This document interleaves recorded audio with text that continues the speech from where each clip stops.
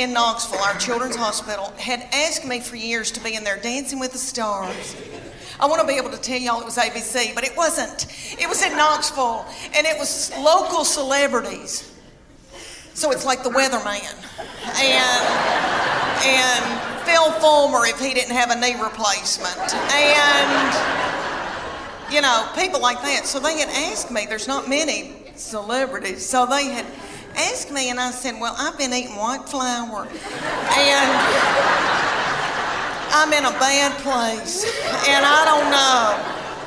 Because they make you wear a bikini with fringe sewn on it, like ABC. You wear outfits like that, so you're practically nude in front of everybody you've ever known. So I said, this is for little children. This is the least I can do. So they put me with a big old boy that was my partner. He was a doll, and it was very stressful. You had to learn a dance in 6 weeks. You had to learn a dance. You practiced at night, and then you begged for money during the day. It was a lot. And we were going to learn the cha-cha to Earth, Wind, and Fire, and I was going to kill it. Well, one night, he kind of flung me hard, and I thought, oh, something popped. And something doesn't feel right. The next morning, I woke up, and there was this big bulging thing about right here. And I called my girlfriend in Greenville, Tennessee, and I said, I think I've got backed up poop. And she said,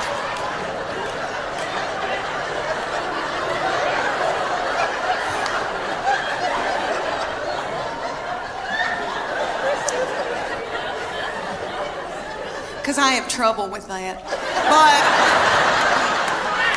she said, I don't think poop goes up that far.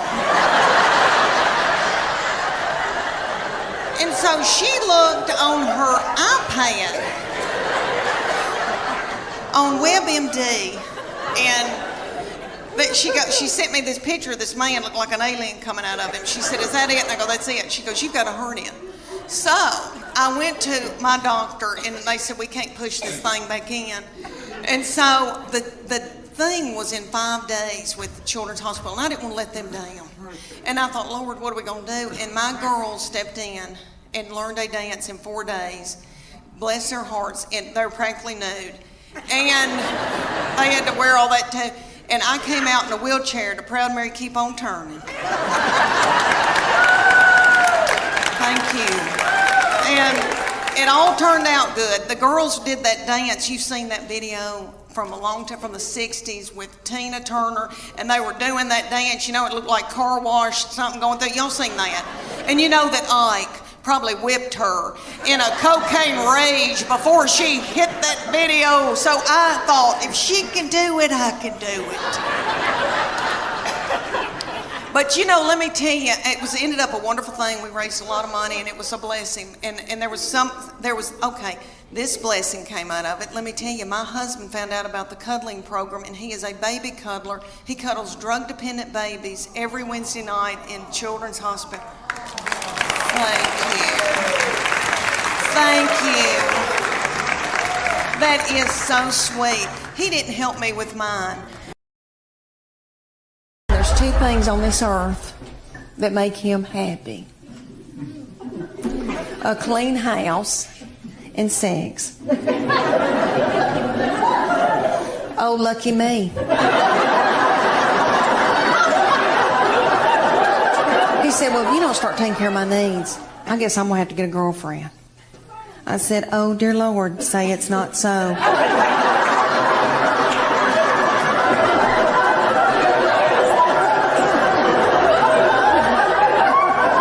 I said, well, make sure that she's stout and that she can mow, because I need some help. I praise God that Weight Watchers doesn't have a limit on how many times you can join. Because I've done Weight Watchers 9 times.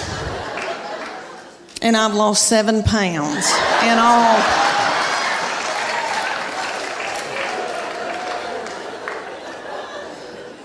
It's because I don't follow it. And I know it works. I really do. I know it works, but I go more for the comedy at the meetings. I don't know if y'all have ever been to a Weight Watchers meeting, but it is so funny. Okay, but like everybody comes up with recipes. Like the other day, we were there, and a woman goes, okay, if you put a teaspoon of cocoa and an egg white and put a dollop of water in it and pray over it and put it in the microwave, you've got chocolate cake.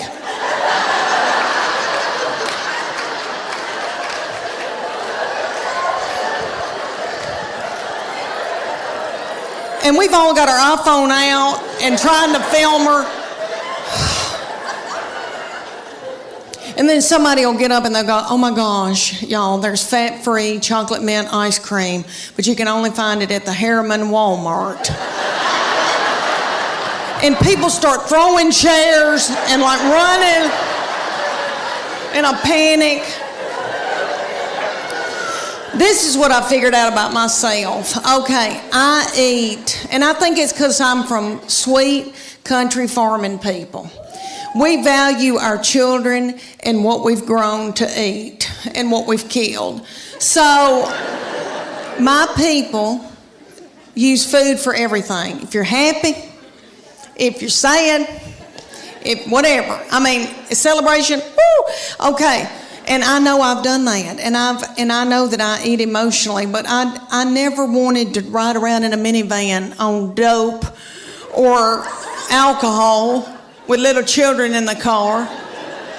I didn't want to drink whiskey, so my kids would get to fighting, and my husband would say something hateful like, "What have you done all day?" And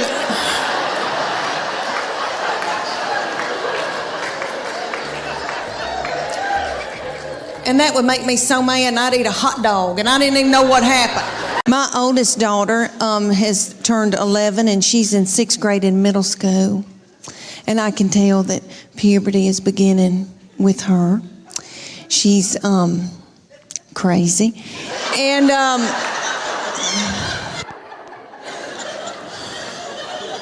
she's mean as a snake. And we're scared to death of her, but we just tiptoe around her. She cries a lot. She doesn't know why, and she tells us, I don't know why I'm crying. And we just try to get through it. But I'm telling you, she can run a household. She's a grown woman. She has been ever since she got here. So I said, you're going to have to come in here, baby. I said, your daddy's going to take care of y'all. I'm going to Nashville for like 3 days. She bust out crying. I said, what's wrong? She said, don't leave us with him. He doesn't know where the food is.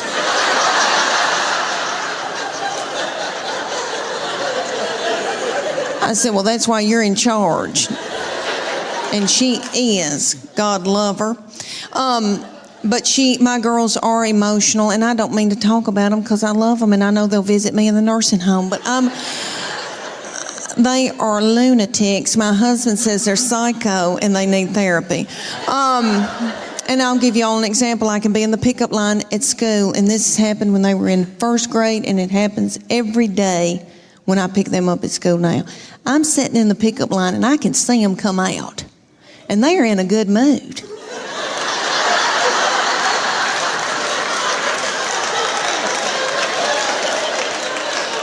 And they're goosing each other and giggling and doing and talking and having a good time. They're waving to the teachers and the principal. See you tomorrow. Okay. Then they come over to my vehicle. Get in. Shut the door. My 11-year-old take her backpack and sling it and hit me in the back of the head with it. Every day she says something like this. I'm starving to death. You don't have a piece of cheese in this car?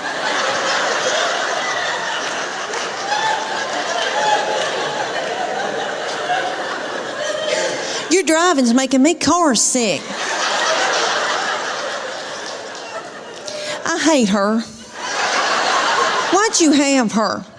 And then my baby will be sitting up there in a daze. She'll be going, Mama, Mama, Mama, Mama, Mama, Mama, Mama. What? Mama? Mama? What? I'm listening. She asked me some of the craziest things. One day she said to me, "Did Jesus ever have head lice?"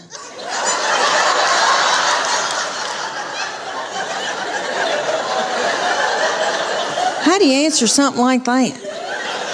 I said, "Well, baby, if he did, I know he healed it." And then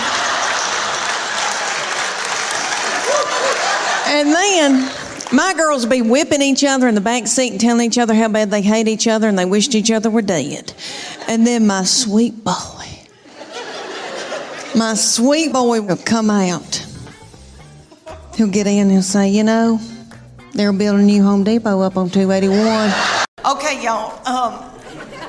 My middle one that lives here in Chattanooga has always had a lot of suitors coming around and wanting to date her. And she had this one, and he was I wouldn't say an Eddie Haskell, but he was a schmoozer. Like he knew he was a player. Okay, their daddy's not a player. Okay, my husband, he doesn't chat. Like he vacuumed out my car when he was dating me, and he bought my cigarettes, so that's how we started. But anyway,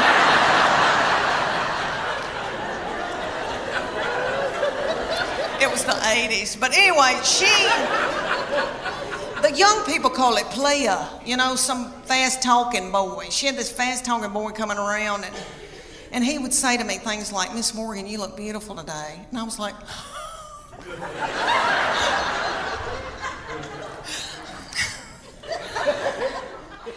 "Can I make you a casserole?" Thank goodness they broke up, because I was exhausted. I was mopping the floor and blowing my hair out every day. And I don't do that. Let me tell you why I got played. I thought, why am I so tickled when somebody compliments me? It's because my love language is words of affirmation. Have y'all ever heard of that book, 5 Love Languages? It is wonderful, and it works. It's the real deal. My husband and I went on a Sunday school class retreat when our children were little, and we watched this little frail man talk about it. Okay, and it was on Oprah, so you know it's real. But anyway, what it is there's 5 love languages, and you get the book, you read the book. Well, you don't really, I don't read the book. But anyway, you take the test, and it tells you what your prominent love language is out of those 5, and it tells you what your partner's love language is. So then you can go home at night and feed your partner their love language, and they can feed you your love language, and then your love tank feels full. And if you don't do it, then your partner's liable to go to work, and they're at the water fountain, and some whore comes in. My love language is words of affirmation. Have y'all ever heard of that book, 5 Love Languages? It is wonderful, and it works. It's the real deal. My husband and I went on a Sunday school class retreat when our children were little, and we watched this little frail man talk about it. Okay, and it was on Oprah, so you know it's real. But anyway, what it is there's 5 love languages, and you get the book, you read the book. Well, you don't really, I don't read the book. But anyway, you take the test, and it tells you what your prominent love language is out of those 5, and it tells you what your partner's love language is. So then you can go home at night and feed your partner their love language, and they can feed you your love language, and then your love tank feels full. And if you don't do it, then your partner's liable to go to work, and they're at the water fountain, and some whore comes in.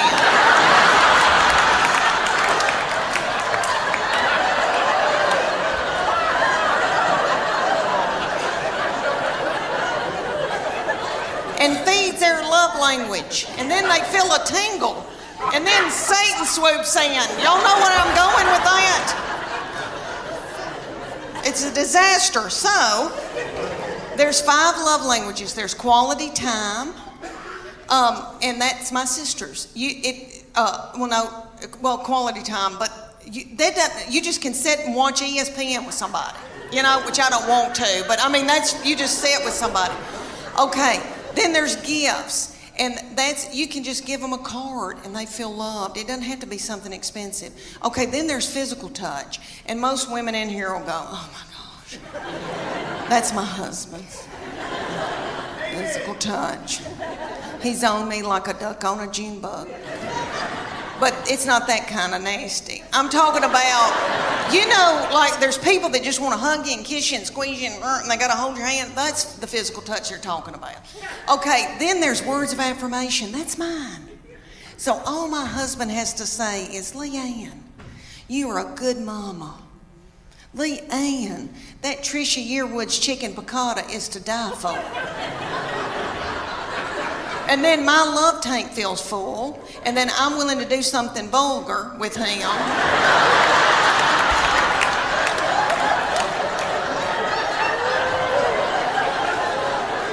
And then he gives me money to get my hair highlighted. So you see how it all works out. So his love language, the fifth one, is acts of service. So I have to go and build a set of shelves in the garage for him to feel love. Let me tell you about this baby. We are becoming the best of friends, really, because she's now 21 years old, and she has always been a beauty and so smart and fun and hateful. Okay, so now she not to other people. She holds it in when she's in public so that she can come home and let it out on me. And that's okay, I'm her safe person.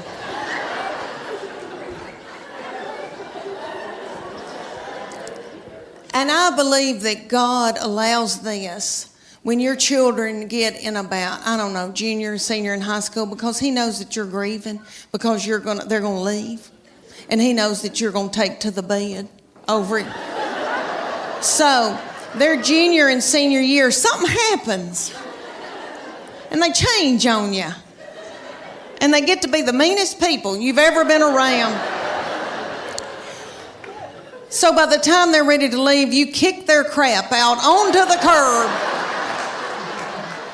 Her junior year, this started, okay, the very breath that I breathed out of my nostrils made her so angry.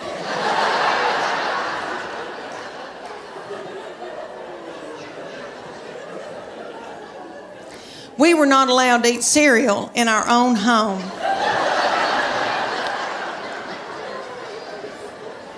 Because she couldn't stand to hear us chew.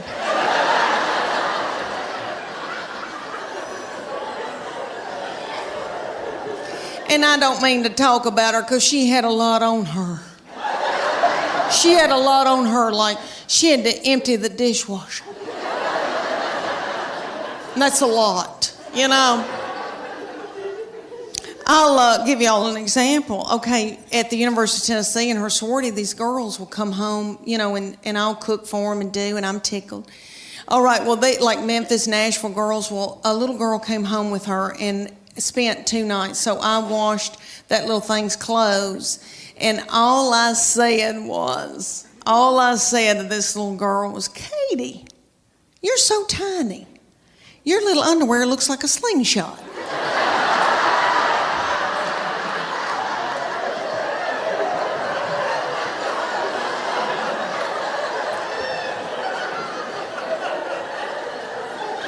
That little girl thought it was funny, and my baby went.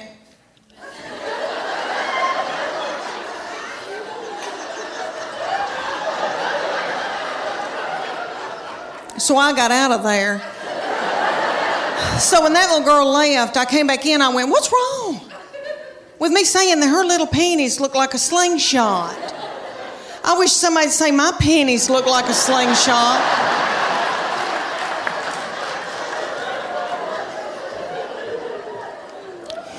My panties look like... Have y'all ever seen Mel Gibson in Braveheart? When they pull that big ball out and that thing looks like it's a catapult. They pull that big ball, fling it, and kill a bunch of children with it. That's what my panties look like.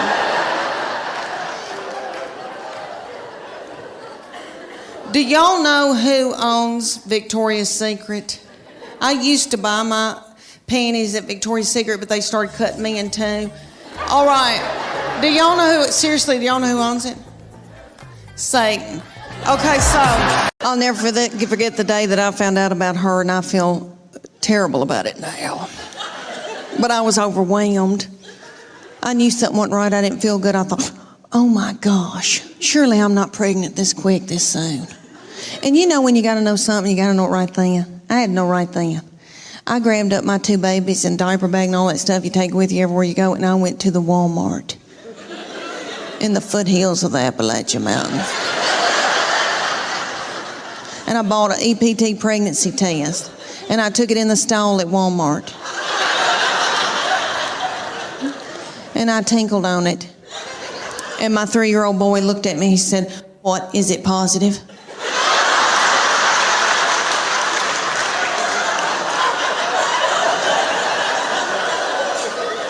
And it was. So I drove home just as fast as I could, and I called my husband at work. And I said, "You're trying to kill me, aren't you? With a slow vaginal death. Is that what you're trying to?" "Well, you're not going to. You better get home right now, because I'm going to walk out in the woods and let the animals eat me."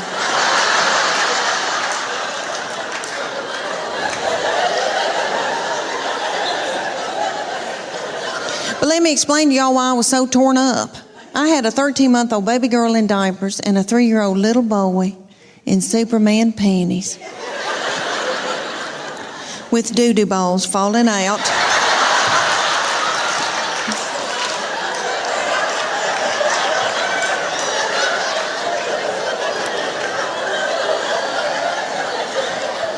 At the grocery store. I thought, oh my Lord, did anybody see that?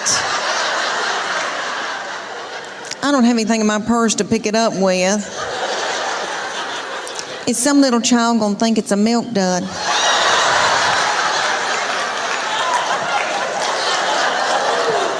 Let's just keep on moving, everybody. Just keep on moving. But God knew better than I did, because she's been a doll baby, but she's ruined. And I know I'm the one who did it. I was tired and beat down. So, anybody here who has more than 2, you know, good night by that 3rd and 4th one, you got to let them do what they got to do, you know. She still cries over anything. She cries because she knows she gets her way. I said, "What's she crying about?" "She wants your toy." "Well, just give it to her." I can't deal with it. And I tell you, for you little mamas out there, you young mamas that are going through, you know, got a bunch of little children vomiting in the carpet, peeing in the closet. When you're trying to pee and they like slide ham under the door and say, "Can you open this, Mom?" I know what y'all want for Mother's Day. Y'all want an Ambien and a hotel room.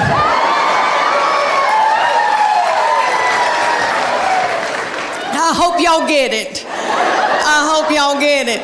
When you get to be my age, and I'm 51 years old, honey, you beg your little children to come home and be up your butthole. I beg them and try to hold money over their head. All right, but they're all home. I'm so thankful, so grateful. Okay, y'all, we got a big night ahead of us. Y'all are precious. I want to talk to y'all about, because I am 51 and going through hormonal changes.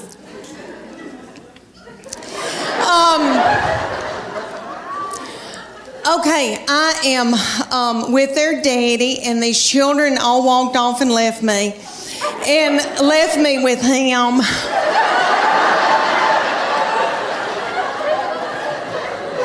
And he's so not fun. And he can't help it. He's he's that way because he has to make a living for all of us. And he's got a lot on us, and all the money's going out the window. And, because we got 2 in college, we just had 1 get married. But he and I are having to adjust being together for the first time in how many years, before we got married. And so he sends me emoji, kissy faces, and stuff like that. But I am low on progesterone and testosterone. He's low on testosterone.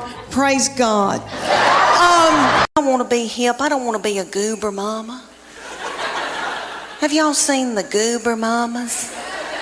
The mamas that wear blue jeans up their armpits, I don't want to be like that. So I went to the Gap to get some low-rise in blue jeans. Have you girls bought pants in the last 5 years? Oh my goodness, terrible. Okay. I went into the Gap, this beautiful, darling little 19-year-old heifer. Brought me in a pair of blue jeans to try on. I did. Okay, the zipper, honest to goodness, was about that long. And they hit me about right here. And I said to her, is my stomach supposed to be hanging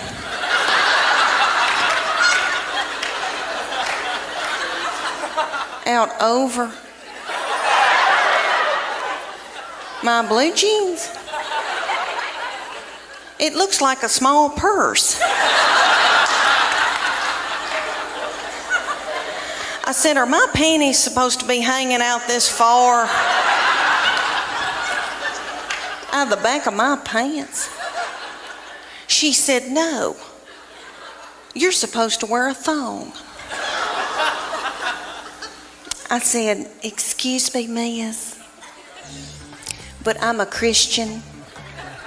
I don't use my panties for evil. I'm in love with my girls. I'm in love with them, and they're my best friends, especially as they get older. And I know that when I'm in the nursing home, they'll be the ones to come and pluck my chin hairs. But he has been from heaven. Okay, it's so wonderful. All right, well, he got married in September, and when he started bringing his wife around us, he would say to me, you have a terrible look on your forehead.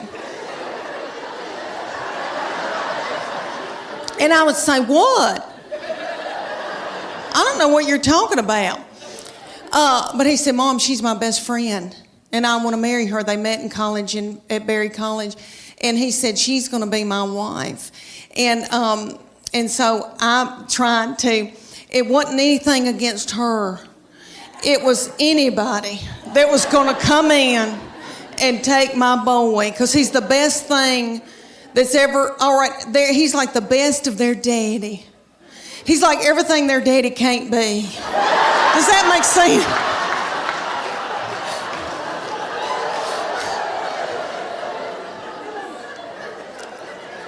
So right before the wedding, he said, Mom, she is my immediate family now. You're my extended. I'm supposed to cleave to my wife. That's biblical. And I said, why did I show him the Bible?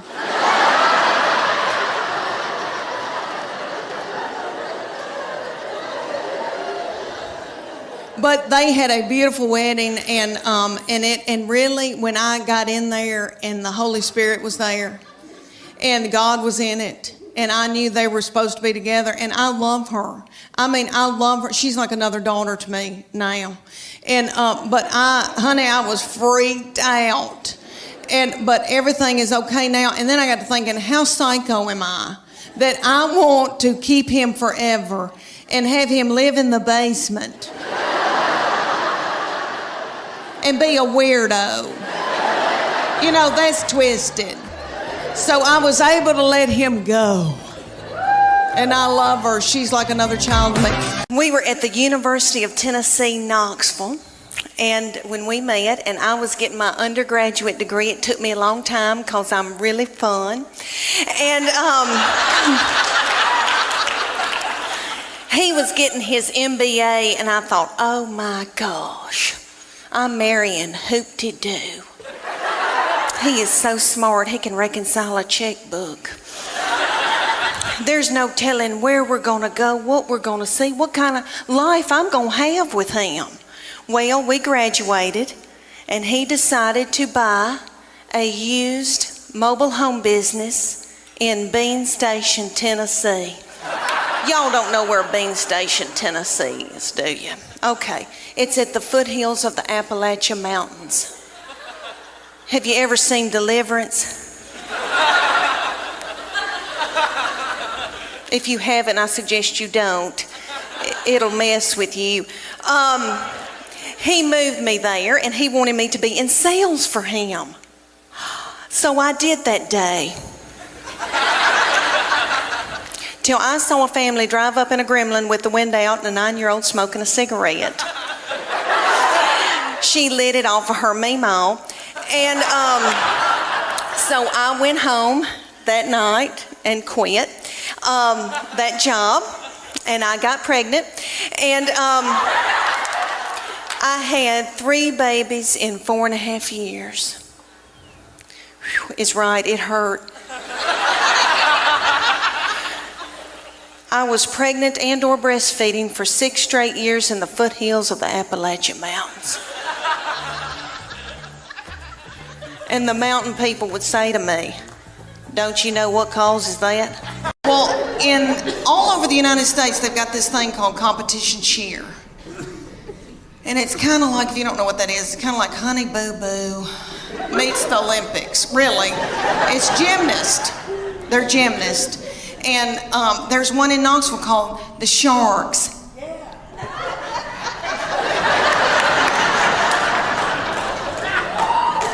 And they said, drop your baby off and she can try out to audition, whatever you want to call it. So I dropped her off, and they ended up putting her on a bad Mama Jamma team because all the little children her age came up to hear on her. And somebody's got to throw them up in the air. So they were thrilled with her, and they treated us like royalty. But anyway, they said, you're going to come in here twice a week, learn a 2-minute routine. It's going to cost you $150 a month. It's like, okay. They said, there's a uniform that you're going to order, and it comes to here. It's going to expose her stomach. She's going to have a tiny skirt on with a slit in it with a glitter panty underneath it. It's $300. I said, that's a whore outfit.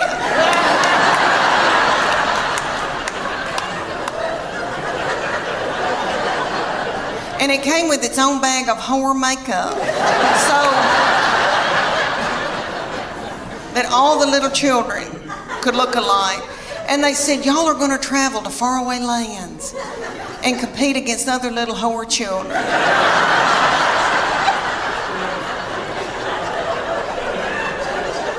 So we went to like Cincinnati or Atlanta. And we had to get hotel rooms and the gas and all of that. And then you drive up to a big coliseum, a huge coliseum. And there's tens of thousands of little whore children walking around. And my husband said, there could be pedophiles here. This is the awfulest thing I've ever, something's not right. Okay, so then they said, you're going to pay $150 for your baby to be in this competition. You're going to have to pay $30 to put a band on to get in and watch your baby in this competition. Somebody was selling corn dogs for $15. Okay. They start out with the babies, so it goes from 5 to 18 ages. So the babies come out in a tiny little skirt about the size of a napkin. And they come out to Beyonce's All the Single Ladies. And their little mamas are in their 20s. And they're not bitter yet. And they're in the front doing every move to keep their baby on track because they're babies and they need to be at home breastfeeding. So they move up throughout the day into my baby's age, and they're the reef sharks.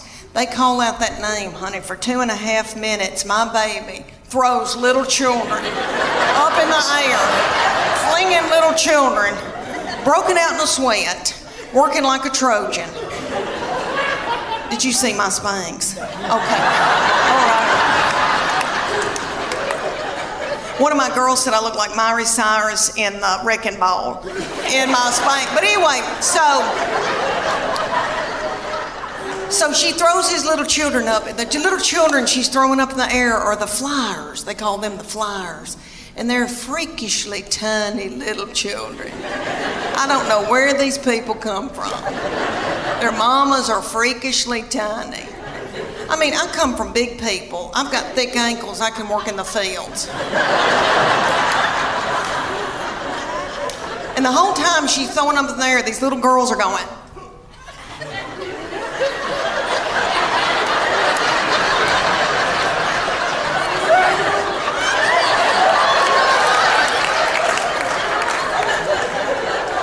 Nobody knows why, really. So at the end of the routine, after the 2.5 minutes, the finale, everybody hunkers down on the stage, puts their forehead on the stage, and my baby is the finale. She pops up and has a little child's foot in her hand and holds that child's foot. I would put it all the way up, but my dress is tight in the back. But anyway, she holds this little child up over her head. Are y'all listening to me? I mean, it was a big deal.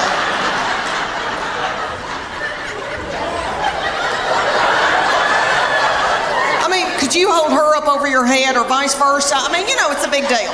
So anyway, everybody went nuts. But she said, after it was over, she goes, I'm tired. I don't want to do this anymore. I'm going to go back to playing. She ended up playing volleyball the rest of her childhood. But she said, I'm keeping that whore outfit. She said, I'm going to get married in it. In Knoxville, our children's hospital had asked me for years to be in there Dancing with the Stars.